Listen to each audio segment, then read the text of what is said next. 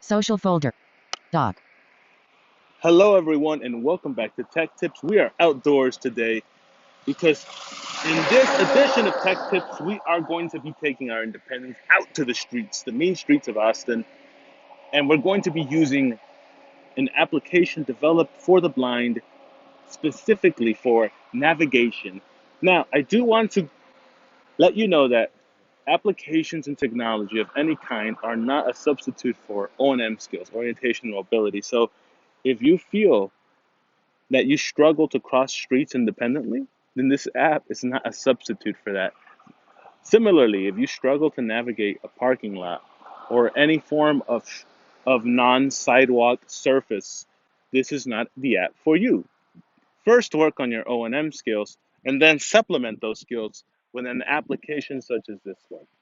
O&M skills are essential to travel. This app won't tell you if there's oncoming cars or if there's a turn lane with an island at the middle of a busy intersection. There's a lot that this application won't tell you because it just cannot. This application will tell you what street you're on, the cardinal direction that you're headed in, points of interest relative to the location where you're standing, and it will tell you what streets you're approaching as you walk. That is it. There is nothing else that this app will tell you. So if you don't harbor those O&M skills to walk to, for example, to the convenience store near your home, or to go get a cup of coffee at Starbucks, for example, if you are a member at Chris Cole, then this application should not be used in lieu of O&M. So let's get started. Let's launch Good Maps. I'm going to call it Nearby Explorer sometime, so please do forgive me. Nearby Explorer used to be this application. This application used to be Nearby Explorer when it was owned by American Printing House for the Blind. Good Maps has long since acquired it, and now the application is just called Good Maps. So on my home screen, there's an icon that says Explore. This is Good Maps. You can rename it to Good Maps. Siri will already open Good Maps if you tell Siri to open Good Maps. So let's open it up. Phone. Page 2. Explore. Good maps. Explore. Loading. Loading.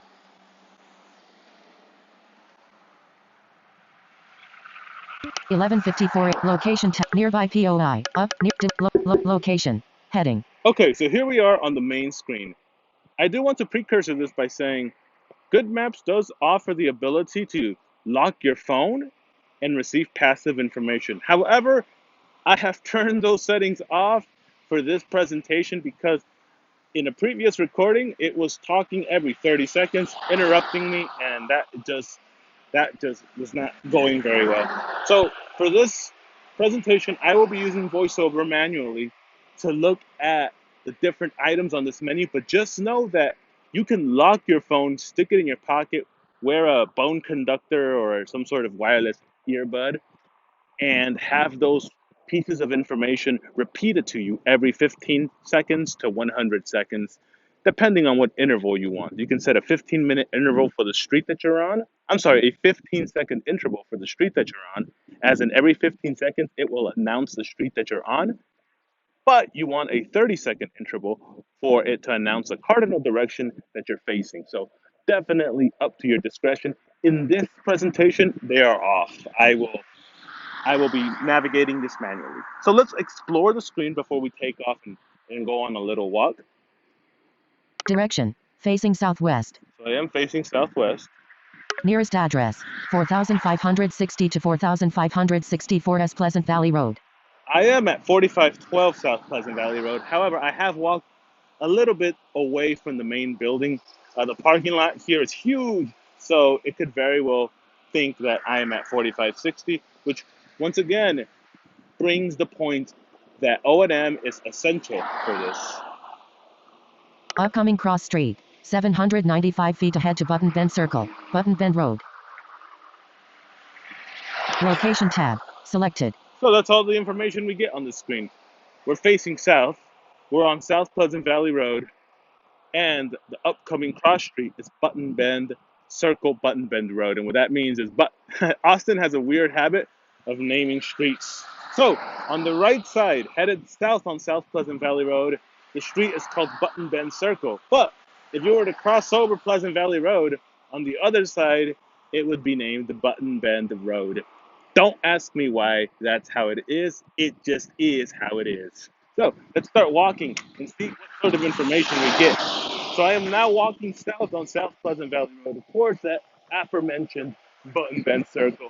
And I do apologize if traffic is loud. I am wearing AirPods to reduce the amount of noise, but it's not surefire. So I am walking. Let's see what sort of information we can get. Location. Heading. Direction. Heading south. Now it says heading south because I am now in motion. Nearest address. 4560 to 4564 S. Upcoming cross street. 720 feet ahead to Button Bend Circle. Button Bend Road. So you can tell that I have made some distance. Again, if this application was set to passively give me information, I could lock my phone and it would tell me that I'm getting closer to the street. Unfortunately, right now I do have to swipe left and back over to the right to see if I'm getting closer to the cross street. Upcoming cross street. 650 feet ahead to Button Bend Circle. Button Bend Road. Very good. Now, I've hit this cone. I'm going to go ahead and turn 180 degrees. So I should be headed north now. So I'm going to spin 180 degrees. And now, let's see what it tells me. 11:58 a. Upcoming direction. Facing northeast. Yep. So now, let's turn that facing to heading. I'm putting myself in motion. Location. Direction. Facing northeast. Doesn't register that I'm walking yet. Direction. Facing northeast. Still doesn't. Let's see. Nearest address. 4000. Upcoming cross street. 1.3 miles ahead to Terrylands Drive. All right. Direction. Heading north. Now I'm heading north. Again, it does take a little bit of time for the application to calibrate itself. So again, you should be aware of where you are, or at least that you've turned 180 degrees, and have a general idea of the layout of the land. Nearest address. 4566 to 4572 S. Pleasant. Direction. Heading north. Upcoming cross street. 1.2 miles ahead to Terrylands Drive. Now that is not very accurate because I do know that headed north on Pleasant Valley Road eventually runs you in to, St. Elmo Road. Because there's a traffic circle there that has Pleasant Valley Road, St. Elmo Road, and another street. Let's see. See, now I've slightly veered away. So veering away from the street will also throw off the GPS. So there we go. I've never done something like this before, I've never demonstrated an application live like this before. Nearby POI. Okay. No POIs in range. No POIs in Upcoming range. cross street. 1.2 miles ahead to Terrylands Drive. Nearest address. 4548 to 4558. Direction. Heading north. So you can tell that I am making progress. However, I have passed 4512 South Pleasant Valley Road already. I just passed the turn that takes me into the parking lot. So again, this brings you to the relative location, but it will not bring you to the door. But the fact that this can just be thrown in your pocket with the screen locked and have these pieces of information announced to you every 30 seconds, for example, heading south or approaching or upcoming cross street is this street at this relative distance from your current location. That's pretty impressive. It's really accessible. And another cool demonstration that I wanted to show you, or another feature that I wanted to show you, was actually the compass. So let's move over. Actually, let's see where we are right now. Upcoming cross street. 1.2 miles ahead to Terrylands Drive. So again, that's incorrect. It's actually St. Elmo Road. That's about 0.3 miles away. But let's go down here to the Location tab. Selected. Search tab. Unselect. Favorites tab. Look around tab. Unselected. And go to the look around tab. Look north. Look around. Heading. So now I'm going to put my phone directly in front of me, vertically. Northeast. East St. Elmo Road / S Pleasant Valley Road / Todd Ellen Roundabout. 1,005 feet. Austin Exorus Towing. 1,015 feet. Austin Powerhouse Church. 1,165 feet. 8 north. TWG plus 1,375 feet. The Whitley, northeast. So it is telling me the different streets and businesses that lie in a particular direction as I point the phone vertically in that given direction. Northeast, it even told me that there's a roundabout, and it is the St. Elmo Todd Lane South Pleasant Valley Road roundabout. For whatever reason, the upcoming cross street was not registering that roundabout. Northwest, Oh, north. so TW. much. So it is very active. Every time I move my hand, it tries to recapture where I am and give me more information about those businesses. Now let's point the phone in the other direction I just came from. Northwest, west, south, southeast, south. Pleasant Valley Market, 2,455 feet. Franklin Park Taco Stand, 2,730 feet. All-Star Grocery, 2,780 feet. Okay. Southwest. Travis Association for the Blind 3PL Bulk, 1,650 feet. Rodriguez Elementary School, 2,100. South. Well, it is Button, Travis southwest. Association for the South. Blind. Pleasant. So let's move this. Southeast. Oh, Location tab. Location. I moved Location. away. Heading. There you go. I moved away from the look around tab because it will bombard you with information. And this is one of those features that I wish was similar to Nearby Explorer, where the lookabout and home screen were one and the same. With Nearby Explorer, all you had to do was enable the compass, point the phone vertically in a given direction, and you would hear that same information. But to be fully candid with you, the information you received on Nearby Explorer using the compass was not nearly as robust.